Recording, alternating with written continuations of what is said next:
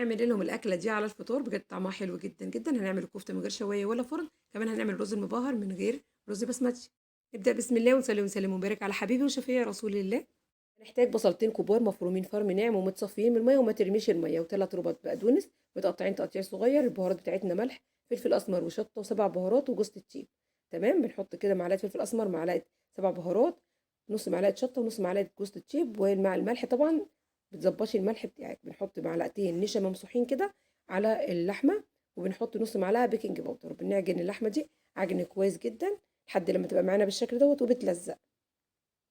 هنجيب سيخ ونبتدي إن إحنا ناخد قطعة اللحمة كده في إيدينا ونبتدي إن إحنا نصبّعها بالشكل دوّة بطريقة سهلة وبسيطة، نرصّها في صينية محكمة الغلق عشان خاطر إحنا هنشويها، وهنشوفوا الكلام ده مع بعض في آخر الفيديو.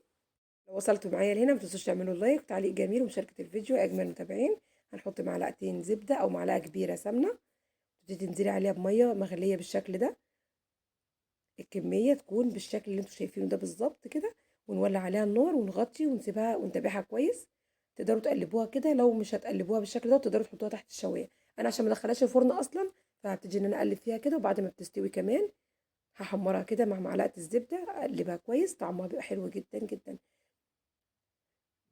هحضر كده مكان لورقه الفويل واحطها، واحط الفحم كميه فحم حلوه مولعه كده زي ما انتم شايفين كويس جدا.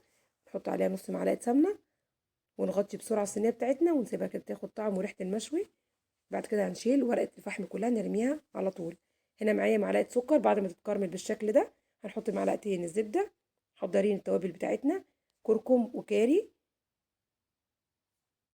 قرفة ناعمة أو قرفة عود، وباكة مرقة دجاج، وواحدة ليمون لومي. بنقلب الكلام ده كله مع بعض كويس. أول ما ريحة التوابل بتطلع بكون مجهزة الرز بتاعي مغسول كويس ومتصفي. أنا هستخدم النهاردة 4 كوبايات رز. على 4 كوبايات رز هنستخدم 4 كوبايات مية أو 4 كوبايات شوربة حسب المتاح موجود عندك. قلبنا كده التوابل مع بعض، هننزل على طول بالرز المصري بتاعنا وطعمه بيبقى في منتهى الجمال.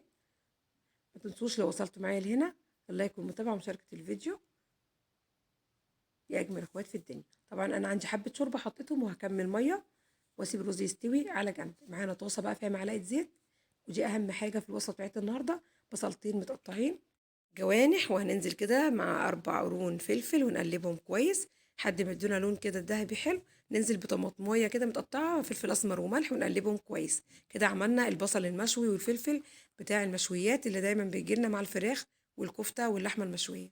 تمام. حطينا الرز بتاعنا زي ما انتم شايفين، الرز طلع معانا جميل جدا جدا. حطينا كده البصل والفلفل اللي احنا عملناه والكفته المشويه. الثلاث حاجات دول هياخدوا من طعم بعض وبيدوا طعم للرز حلو جدا جدا. بجد جربوا الوصفه هتعجبكم جدا جدا مع سلطه الطحينه والسلطه الخضراء. وكمان عملنا سلطه الكولسلو الجميله، بس ان شاء الله الفيديو الجاي نعملها مع بعض باذن الله. اتمنى الفيديو يكون عجبكم واتمنى تكونوا استفدتم. استودعكم الله الذي لا تضيع ودائعه، والسلام عليكم ورحمة الله وبركاته.